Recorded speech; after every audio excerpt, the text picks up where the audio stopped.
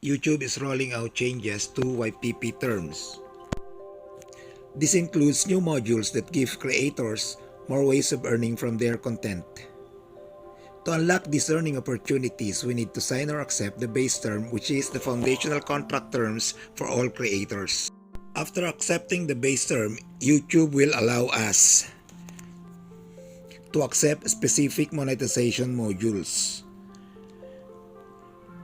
These modules includes number 1, watch page monetization module, which lets you earn money from ads on long-form videos and YouTube Premium.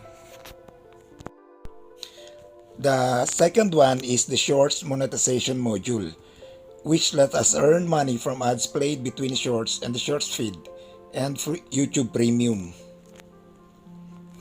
And the third one is the commerce product addendum, which refer to the fundraising like channel membership and supers.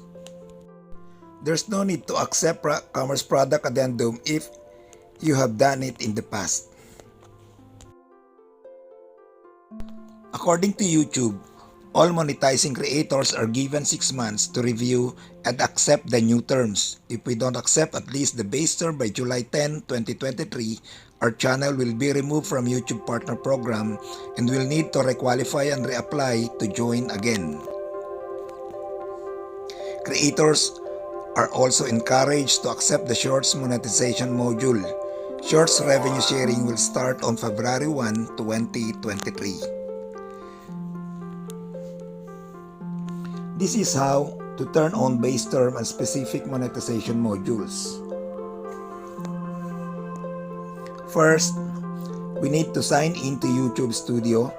In the lower left menu, select Earn and click Get Started for each optional module to review and accept terms.